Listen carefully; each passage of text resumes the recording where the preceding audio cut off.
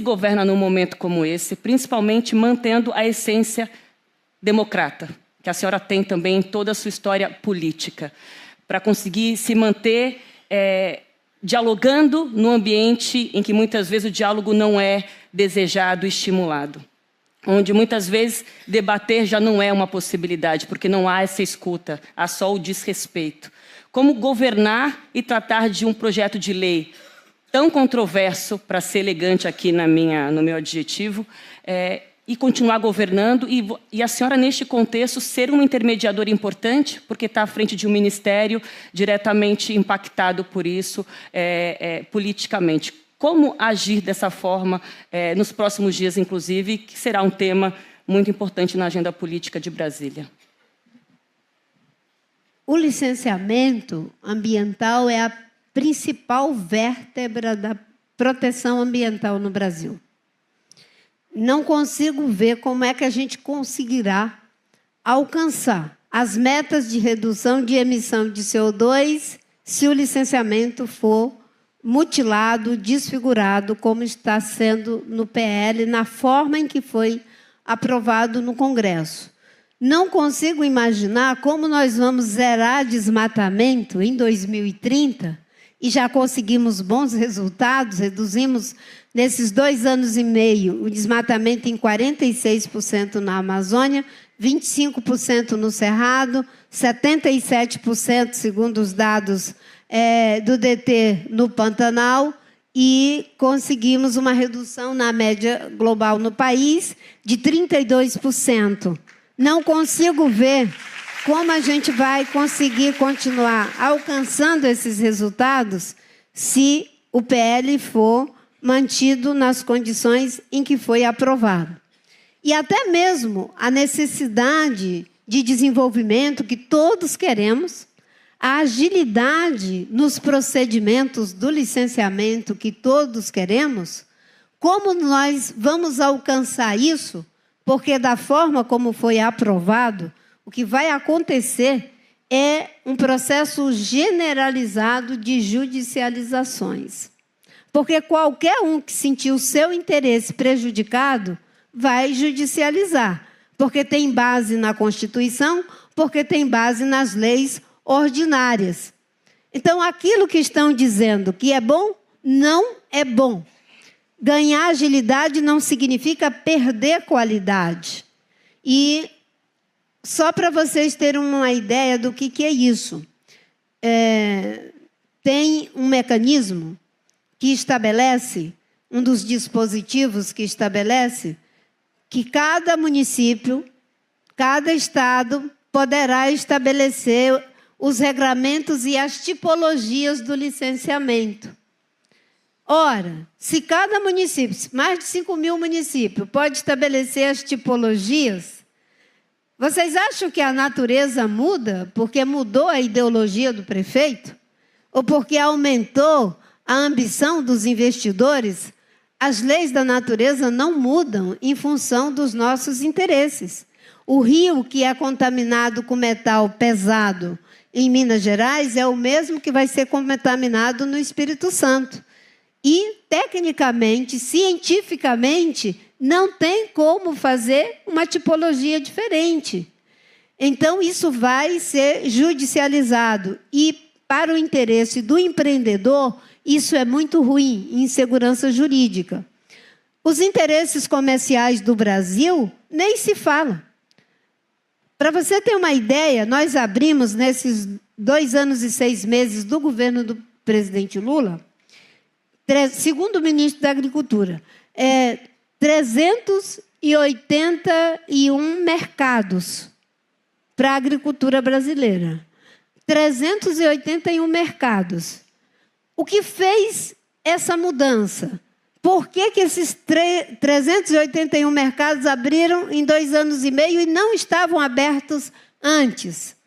O valor sanitário dos nossos produtos, com certeza, eles são muito bons.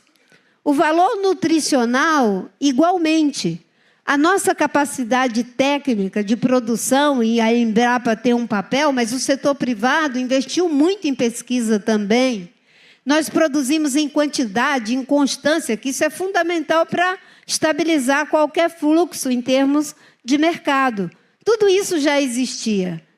E um diferencial foi que as pessoas passaram a ter confiança de que as leis ambientais estavam sendo cumpridas, de que o desmatamento estava sendo enfrentado, de que os povos indígenas, com as desintrusões da terra indígena Yanomami, a Pitereu, a Kayapó, enfim, as várias que estão sendo feitas desintrusões, estava acontecendo.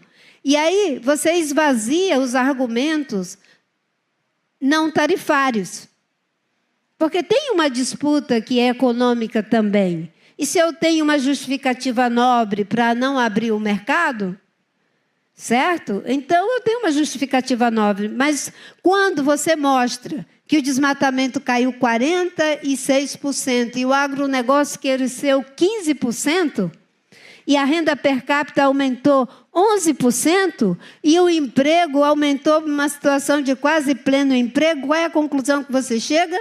Não precisa destruir para a gente crescer, para a gente se desenvolver. E isso faz a diferença.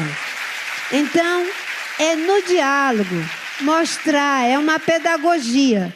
Tem várias pedagogias. Tem a pedagogia da dor, a pedagogia do luto, a pedagogia do prejuízo. E não fechar o acordo da União Europeia com o Mercosul, que com a SPL fica ameaçado. É uma pedagogia do prejuízo. Então, o diálogo para que a gente possa. Por quê? Qualquer iniciativa que for tomada, se for um veto, se for... Porque não basta vetar, você tem que botar algo no lugar. Então, é um PL, é uma medida provisória, tem que ser em diálogo com a casa, com as casas. E na democracia é assim, você tem que conversar, dialogar, como dizia minha mestra, fazer tudo de novo, novo. Não é repetição, é fazer tudo de novo, novo, e um processo de convencimento. Mas agora, como até o Trump disse que estava aplicando regras, como é que chama? Taxações, porque ele estava preocupado com a questão do desmatamento e do afrouxamento das regras ambientais. Eu imagino que a gente vai conseguir um outro espaço de diálogo, porque tudo isso serve como pretexto, às vezes, por alguns, porque não querem que o fluxo dos recursos eles venham em outra direção.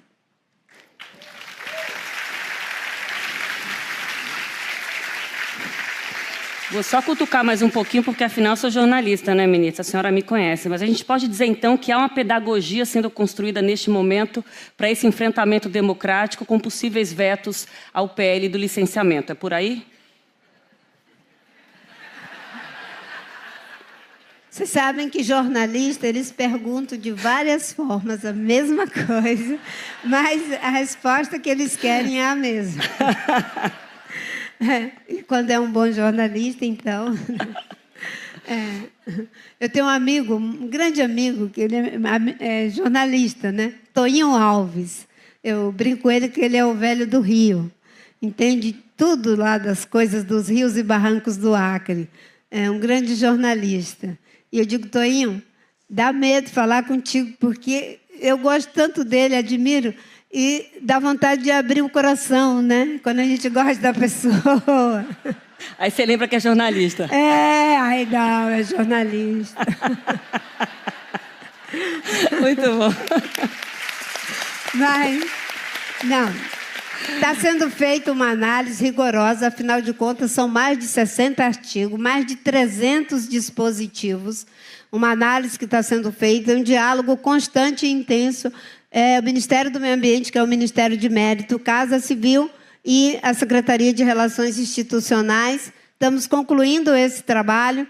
Depois vamos ter conversa com o relator, conversa com o presidente das casas, conversa com os líderes da bancada, com os nossos líderes, com os parlamentares.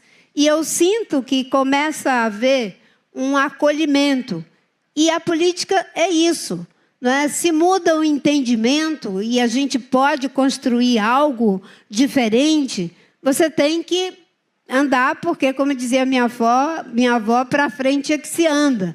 Então, nesse momento, estão sendo feitas as análises e vai ser levado para o presidente da República e com todo respeito pela democracia, pela autonomia dos 3 poderes, que no nosso país eles são independentes, voltaremos às casas para o necessário debate.